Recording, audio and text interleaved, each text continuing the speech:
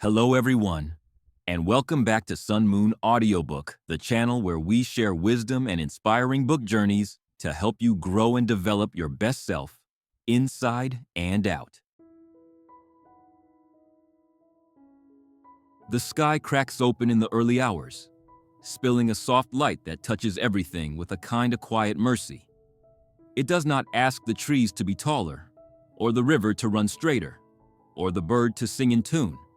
It simply arrives as it is and offers warmth. There is something profoundly human about that moment, the reminder that we too can exist without always having to prove, polish, or perfect. That even in our tangled, messy, unfinished states, we can still be worthy of love and belonging.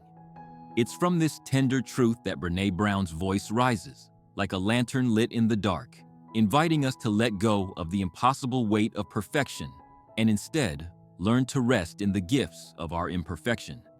Brené is not a distant academic theorizing about human struggle from the safe walls of an ivory tower. She is a storyteller, a researcher who has dared to let research pierce her own heart, and a woman who has wrestled deeply with shame, vulnerability, and the exhausting performance of enoughness.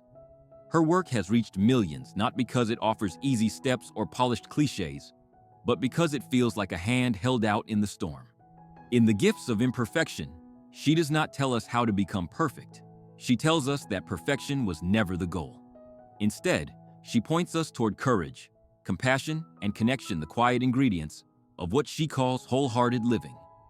And in her words, you can hear not only the science of decades of research, but also the tremor of lived truth. At the heart of this message is a confrontation with shame, the silent script that whispers that we are never enough. Brené names it, studies it, and disarms it by bringing it into the open. She explains that shame thrives in secrecy, judgment, and silence. When we dare to speak it, when we step into vulnerability, shame begins to wither. Vulnerability, she reminds us, is not weakness. It is the birthplace of joy, creativity, love, and belonging. Imagine standing at the edge of a cliff, your heart racing, your body shaking, uncertain of the fall or the flight. That is what it means to live vulnerably. And though it feels terrifying, it is also the only doorway to true connection. Without vulnerability, love cannot take root, creativity cannot bloom, and joy cannot take hold. One of the most liberating truths woven through this work is the permission to let go of who we think we are supposed to be in order to embrace who we truly are. The culture around us sells the illusion that worthiness must be earned, that if we only look better, achieve more, or keep everything under control, we will finally deserve to rest. But Brené flips that story upside down. Worthiness is not a prize at the end of some finish line. Worthiness is our birthright. To live as if this is true is an act of rebellion against a culture of scarcity. It means waking up in the morning and daring to say, no matter what I do or don't do today, I am enough. That mantra, simple but seismic, becomes a kind of anchor for the soul.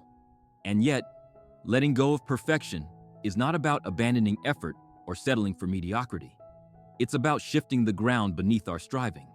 Instead of performing to prove our worth, we learn to create, to love, to show up because our worth is already intact. Think of an artist painting not to impress critics, but because the colors demand to be expressed.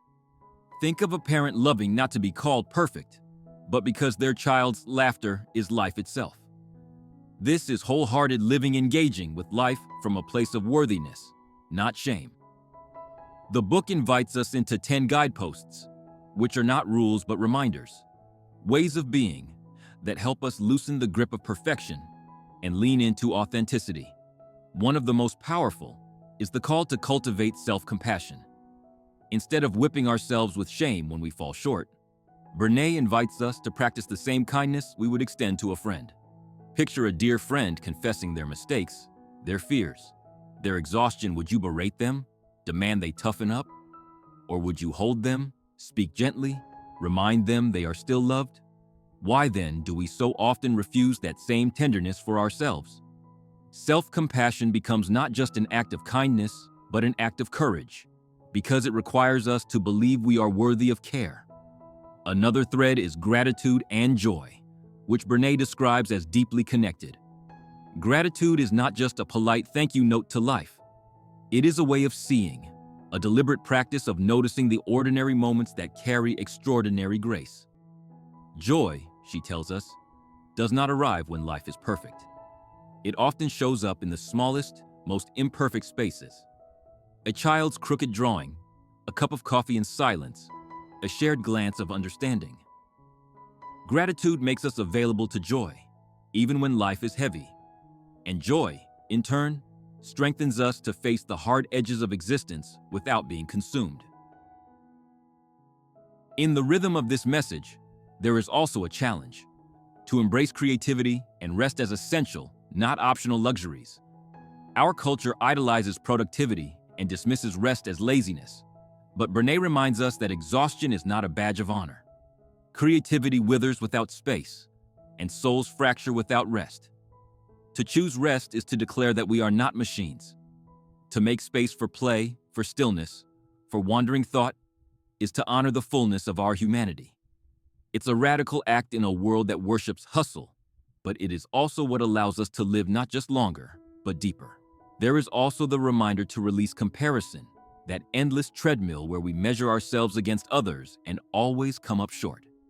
Comparison is a thief of joy, a hollow echo that drowns out our own voice. Instead of asking, "Am I better than them?" Brené suggests we learn to ask, "Am I being true to myself?" Authenticity is not about being better, it is about being real. And when we dare to be real, we create space for others to do the same. Authenticity is contagious. It gives permission. Somewhere in the middle of this journey, Brené acknowledges what you may be feeling right now: the tug of resistance, the fear that if you let go of perfection, everything will fall apart. And it's true, it will. But often, the things that collapse are the false idols, the exhausting performances, the brittle shells that kept us from breathing freely. What remains, when the dust settles, is something softer but stronger. You, unarmored but alive. You, imperfect but whole. That is the paradox. The very imperfection we fear may be the gift that makes us human, lovable, and free. I remember once standing in a crowded room, surrounded by faces and voices, yet feeling like an imposter, certain that if people really saw me, my flaws, my fears, my stumbling attempts, they would turn away. And then a stranger smiled, not because I was impressive, but simply because we locked eyes in a moment of shared humanity. It was such a small thing, but it cracked something open in me. The realization that connection does not require perfection, only presence. That single moment carried more healing than all the masks I had worn. Brené's words echo what so many figures have lived out before us. Think of Maya Angelou, whose authenticity and courage gave voice to millions, even though she carried the scars of pain and trauma. She once said, "I am human, and nothing human can be alien to me." Her life was not about being flawless. It was about being fully alive, fully present, fully human. Or consider someone like Oprah Winfrey, who has spoken openly about shame, vulnerability, and the courage to tell the truth. These figures did not wait until they were perfect to show up. They showed up imperfectly, and in doing so, offered the world something real. You, who are listening right now, may feel the tug of doubt. Maybe a voice in you whispers that this sounds lovely for others, but not for you. That your flaws are too many, your wounds too deep. Let me tell you, you are not alone in that thought. And let me also tell you, it is a lie. The very fact that you are listening, searching, reaching, this is evidence of your worthiness. You don't have to fix yourself to deserve love. You don't have to earn belonging. You only have to let yourself be seen, gently, honestly, as you are. Stepping deeper into the river of Brené message, letting its current carry us past the rocky edges of shame and fear into waters that feel more like home. At the core of the Gifts of Imperfection is the invitation to live what she calls a wholehearted life. That phrase is simple, but within it lies a radical reorientation. Wholehearted living is not about being perfect, polished, or untouchable. It is about waking each day with the courage to show up, even when you are uncertain, even when you are afraid, even when you know you might fall. It is about engaging life with a heart that is open, not armored. It's not a destination, but a daily practice, a choice to return, again and again, to the truth that you are enough. Courage, in Brené language, is not the absence of fear, but the decision to move forward in the presence of it. The root of the word courage is cor, the Latin word for heart, and in its earliest form, it meant to speak one's mind by telling all one's heart. Imagine that, to live courageously, not by doing something heroic or grand, but by telling your story with your whole heart. This kind of courage requires vulnerability. It asks us to stand in the open, hands unclenched, willing to be seen. It does not promise we won't be hurt, but it does promise we will be alive. And in a world where so many are numbed by fear, shame, or endless striving, aliveness itself is a form of resistance.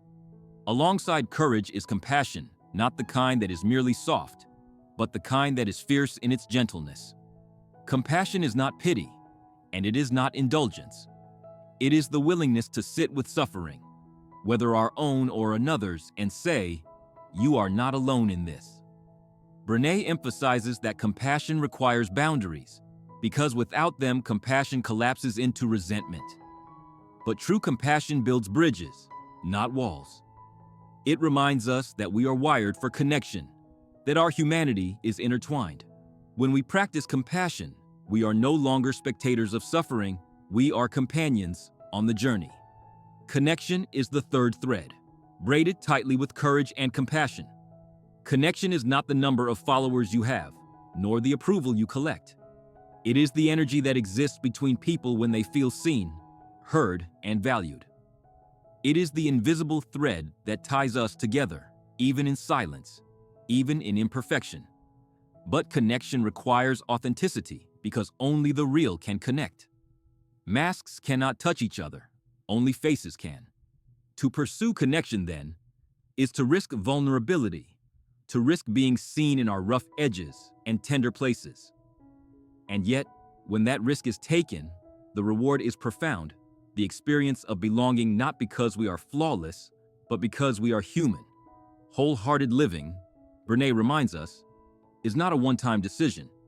It is a rhythm, a practice. It is cultivated through what she calls guideposts, each one a counter to the myths of perfection. One of these guideposts is authenticity, which she frames as the daily practice of letting go of who we think we're supposed to be and embracing who we are. That sentence alone holds a lifetime's worth of work, because from childhood, we learn to perform to earn approval, to fit in, to avoid rejection. We learn to hide the parts of ourselves that seem inconvenient or unworthy. But authenticity calls us back. It says, "The world does not need another performance. It needs your truth." And that truth is not neat or flawless.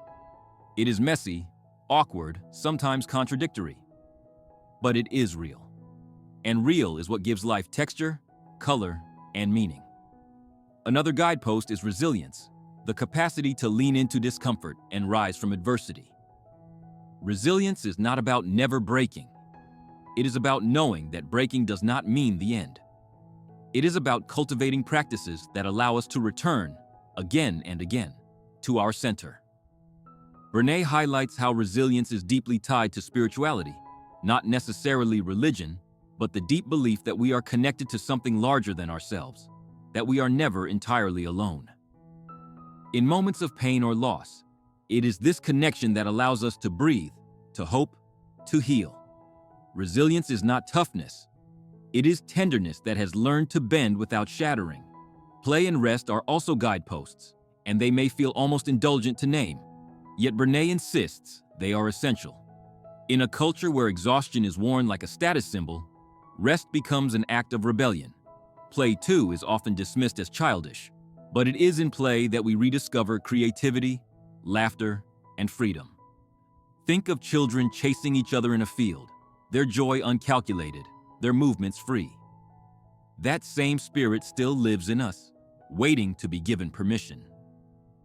When we deny ourselves rest and play, we starve parts of our humanity. To embrace them is to reclaim balance, to declare that our worth is not tied to endless productivity. There is also the practice of gratitude and joy, which Brené describes as inseparable. Gratitude is not a vague attitude, but a concrete practice, a way of training our eyes to notice the gifts already present. It might be the warmth of a blanket, the taste of fresh bread, the sound of rain against a window. And from gratitude springs joy, not the fleeting high of excitement, but the deep welling up of gladness that says, even in imperfection, life is beautiful, but joy is vulnerable. To feel joy is to admit we have something to lose, and so many of us guard against it, bracing ourselves for disappointment.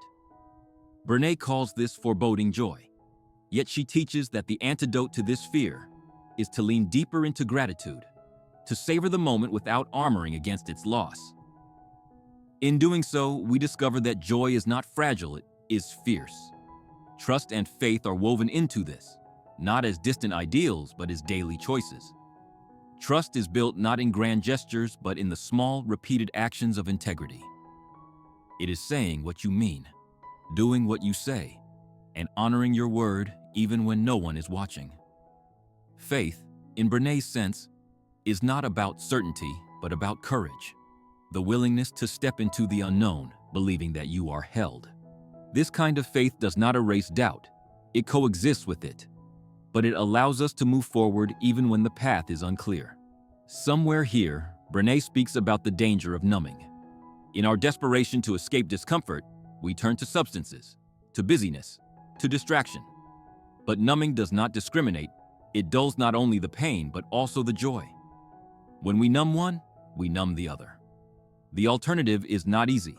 To sit with discomfort, to face our feelings, to let them teach us. But it is in that willingness to feel that life becomes rich, textured, and whole. The mantra returns here: I am enough. Not because I am comfortable or in control, but because even in my discomfort, even in my fear, I am worthy. At this midpoint, it is worth pausing, because perhaps as you listen, you feel the weight of contradiction.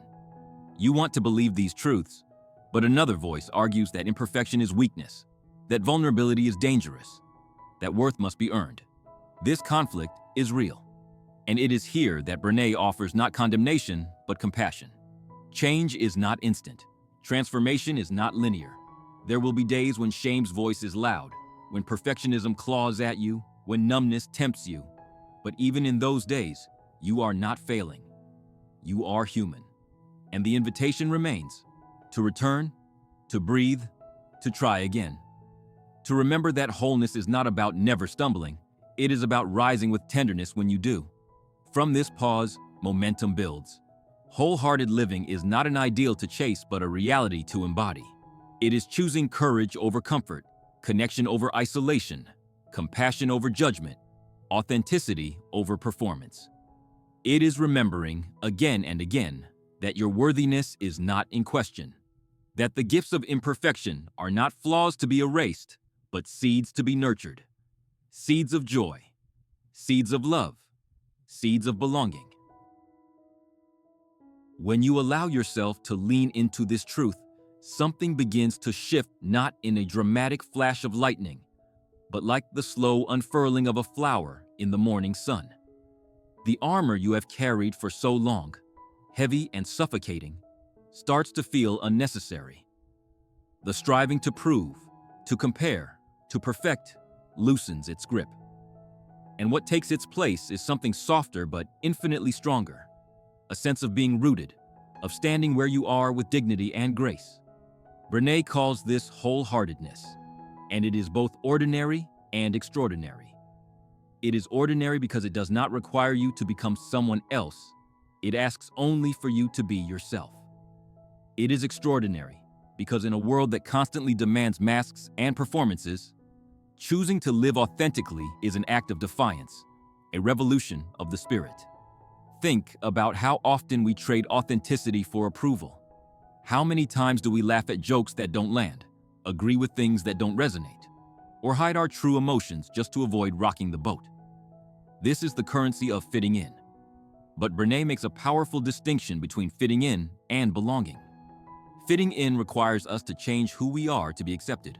Belonging requires us to be who we are and to trust that acceptance will meet us there. The difference is life-changing. Belonging is soul food. Fitting in is starvation disguised as sustenance. Wholehearted living calls us to risk belonging by choosing authenticity, even if it means standing alone for a while. One of the most poignant insights in this work is that shame cannot survive being spoken. It cannot survive empathy. When we carry our shame silently, it grows in the shadows, whispering lies about who we are. But when we speak it aloud in safe spaces, when we dare to tell someone our truth, shame loses its power. Empathy is the antidote. Brené often says that the two most powerful words when we are in struggle are, "Me too." Think of the relief that floods when someone else admits they know what it feels like to be broken, afraid, imperfect. In that moment, the isolation cracks open and light pours in.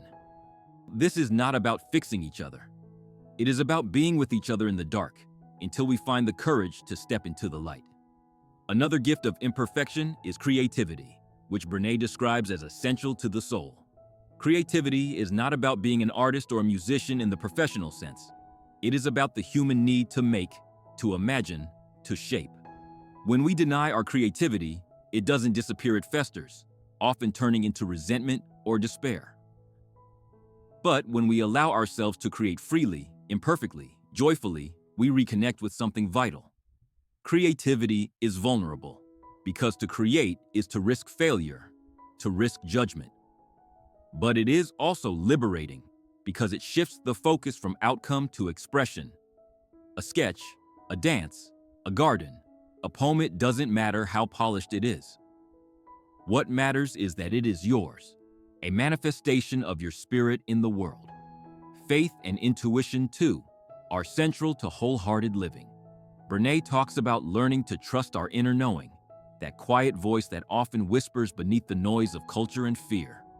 Intuition is not about magical certainty. It is about tuning in to the wisdom that lives within us. Faith complements this by giving us courage to step forward when the path is not clear. It does not guarantee safety, but it anchors us in trust. Imagine walking through a fog, able to see only a few feet ahead. Faith allows us to take the next step, trusting that more of the path will appear as we move. In a culture obsessed with control and certainty, faith and intuition remind us that life is not something to dominate, but something to dance with. Another thread in this tapestry is the practice of calm and stillness. We live in a culture of noise, where silence is often drowned out by the constant hum of busyness and distraction. But stillness is not inactivity. It is the practice of creating space to breathe, to listen, to connect with our deeper selves. Calm is not about being emotionless. It is about cultivating peace within the storm. These practices are not luxuries for the spiritual elite. They are survival strategies for the human soul. Without them, we become brittle, reactive, exhausted. With them, we become centered, resilient, able to face the uncertainties of life with grace.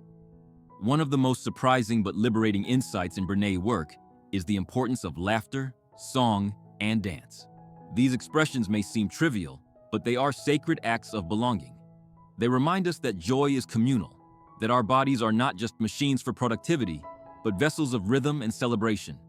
Think of the last time you laughed so hard your stomach hurt, or sang loudly in the car, or danced freely without worrying about how you looked. Those moments are not distractions from life. They are life itself.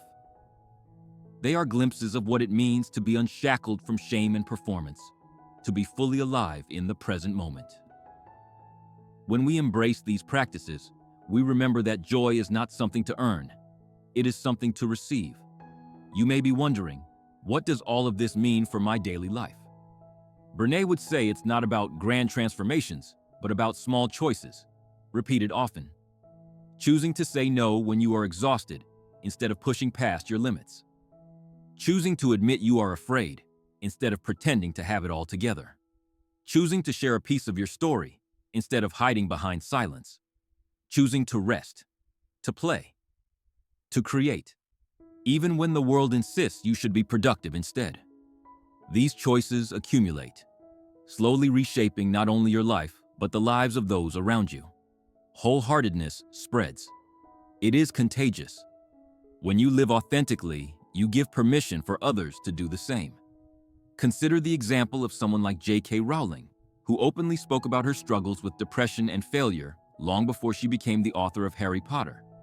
Her willingness to be vulnerable, to share her imperfections, gave countless others courage to speak about their own battles. Or think of someone like Nelson Mandela, who, after decades in prison, emerged not with a perfected image, but with a deeply human presence, willing to forgive, to connect, to build bridges. These are not perfect people. They are wholehearted people. And that is what made their lives so transformative. And perhaps, as you listen now, you can sense a stirring inside you, a recognition that you too carry these gifts of imperfection. That your flaws, your wounds, your quirks are not disqualifications, but invitations. That your worth has never been contingent on your performance, your appearance, your achievements. It has always been there, waiting for you to claim it. To say, with trembling courage, I am enough. Let that phrase echo in you.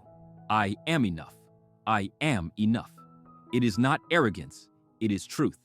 And the more you practice it, the more it roots into your being, until it becomes not just a mantra, but a way of life. And now we reach a part of this journey that feels less like learning something new and more like remembering something ancient, something our souls once knew, but our culture has tried to make us forget. The idea that love and belonging are not prizes for the perfect, but the oxygen we all require just to keep breathing. Brené says again and again that we are wired for connection, and yet so many of us are starved of it because we hide behind perfection, behind roles, behind expectations. When we dare to step out, to be seen as we are, even when trembling, connection becomes possible. And it is in connection that we heal, not in isolation, not in secrecy, but in the tender spaces where empathy meets honesty. There is a paradox here, one that Brené names with such clarity. The very thing we fear will drive others away, our imperfections, is often what draws people closer. Think about it. Have you ever found yourself loving someone more deeply, not because they had everything together, but because they let you see their struggle, their cracks, their humanity? Perfection might impress, but it does not connect. Vulnerability, however, builds bridges. This is why one of the greatest gifts you can offer another human being is your authentic self. To say without words, "Here I am, imperfect and real, and I trust you enough to let you see me." That is belonging in its purest form. Another layer in this unfolding story is the shift from scarcity to sufficiency. Scarcity is the water we swim in, a constant hum of never enough. Not thin enough, not rich enough, not productive enough, not successful enough. This scarcity mindset keeps us chasing endlessly, never pausing, never resting, always believing the finish line is just beyond reach. Brené invites us to step off this treadmill and into the quiet space of sufficiency. Sufficiency is the practice of saying, "What I have is enough. Who I am is enough." It does not mean complacency. It means gratitude, presence, and peace. Imagine eating a meal and savoring it, instead of rushing through while already thinking about the next one. Imagine ending your day not with a list of what you failed to do, but with a breath of gratitude for what was. That is sufficiency. It is not glamorous, but it is revolutionary. This revolution also demands that we confront perfectionism head-on. Brené is careful to distinguish perfectionism from healthy striving. Striving is about growth, about doing our best from a place of worthiness. Perfectionism is about proving our worth through what we achieve. Striving says, "How can I express myself fully?" Perfectionism says, "How can I avoid being judged?" Striving leads to resilience. Perfectionism leads to paralysis. One feeds life, the other drains it. And yet so many of us confuse the two. Breaking free means noticing when the voice of perfection is at the wheel, whispering that you are only as good as your last accomplishment, and gently but firmly choosing another driver. Choosing authenticity, choosing courage, choosing sufficiency. You may be asking yourself, but how do I begin? How do I actually live this out? Brené would tell you it begins with awareness and small practices. Start by noticing the voices in your head.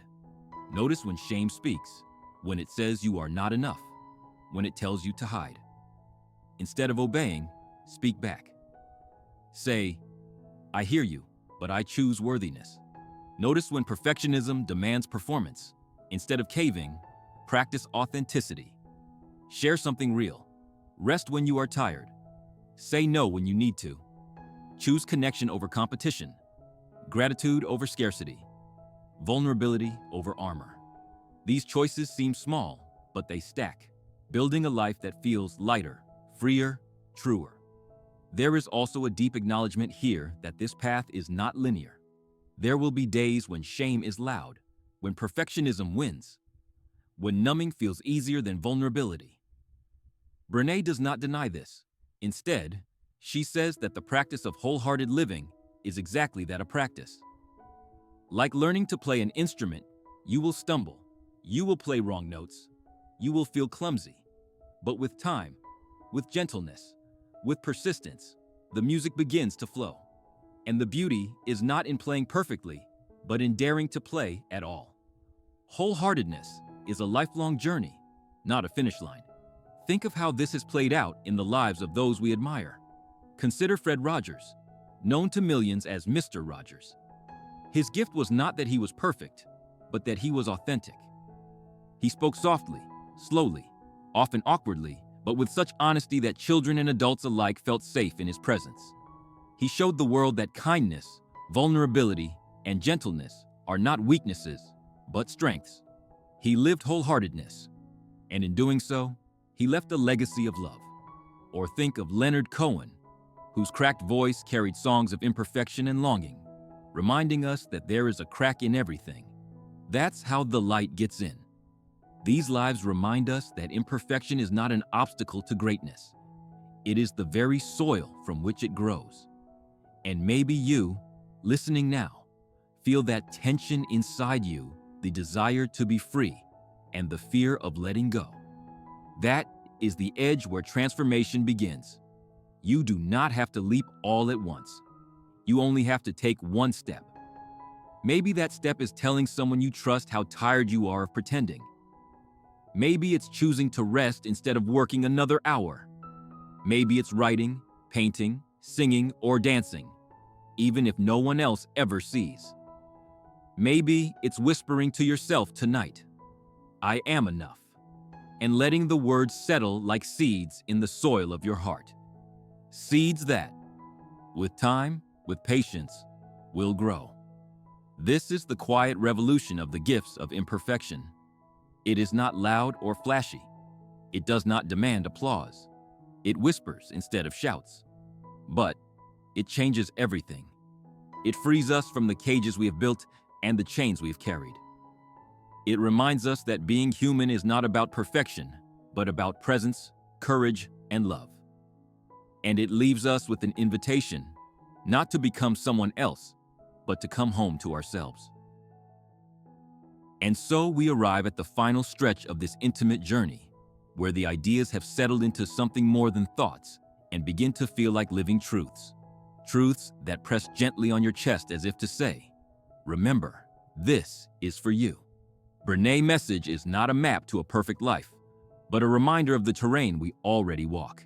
It is about returning to ourselves over and over until self-acceptance no longer feels like a battle, but like breathing.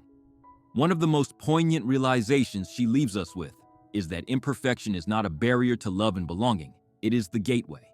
If we spend our lives curating a flawless image, people may admire us, but they cannot truly know us.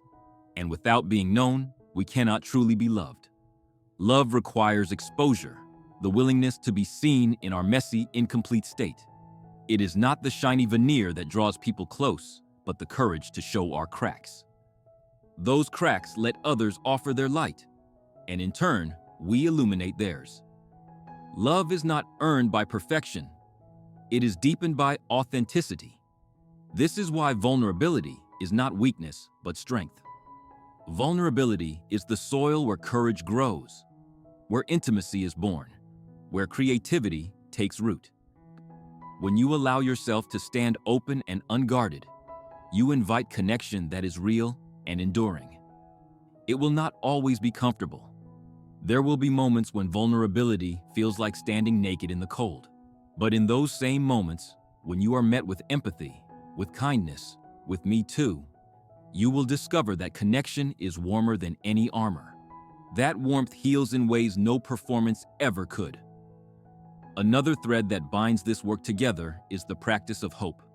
Not hope as a vague wish, but hope as a discipline, a choice. Brené points out that hope is not tied to circumstance, but to resilience. It is the belief that no matter what happens, we can rise, we can learn, we can continue. Hope is strengthened when we face challenges and discover that we are still here, still breathing, still capable of love. In this way, hope is less about predicting the future and more about trusting ourselves to meet whatever comes. It is the steady voice that whispers, "This is hard, but you are not finished." Throughout all of this, the mantra hums quietly beneath the words, "I am enough." It is simple, but it is radical. It dismantles shame. It silences perfectionism. It anchors us when the tides of comparison and fear rise. Say it again, softly to yourself. I am enough. Let it echo.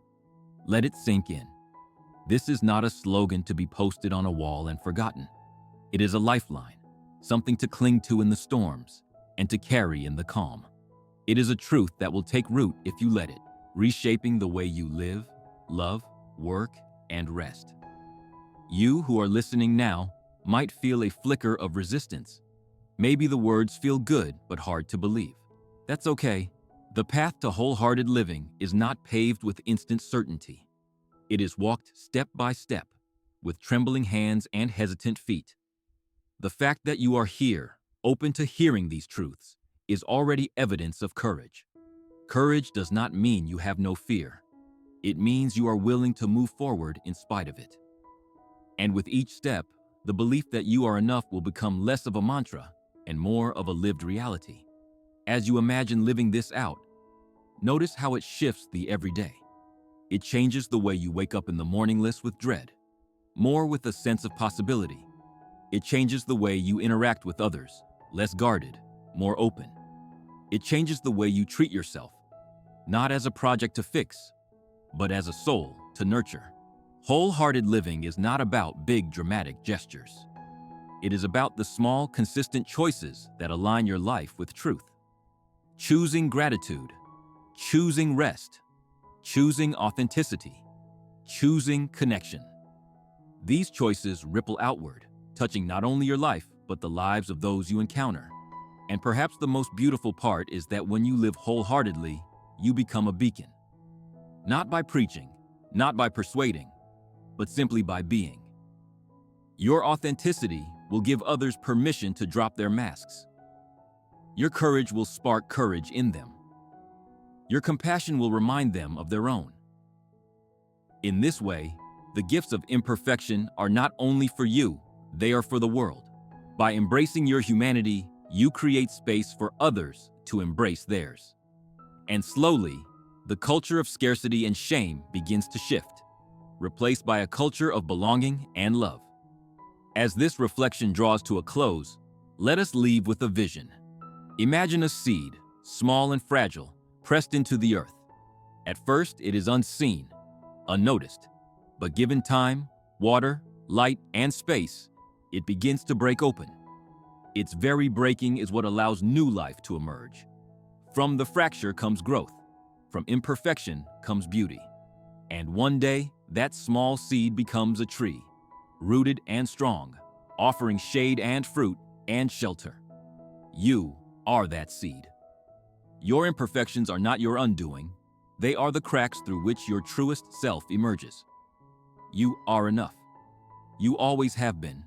You always will be. So tonight, when the day is quiet and the world has slowed, let this be your invitation to lay down the armor, to release the endless striving, and to whisper to yourself words of truth. Step into tomorrow not with the weight of perfection, but with the lightness of authenticity. Live wholeheartedly, not someday, but today. And if this message has touched you, I invite you to carry it forward. Share it with someone who needs it. Comment with your reflections, your stories, your struggles. Engage with this space so that together we can build a community of wholehearted living. Like, share, subscribe not for numbers, but for connection, because every time you engage, you help ripple these truths outward, touching lives you may never even know.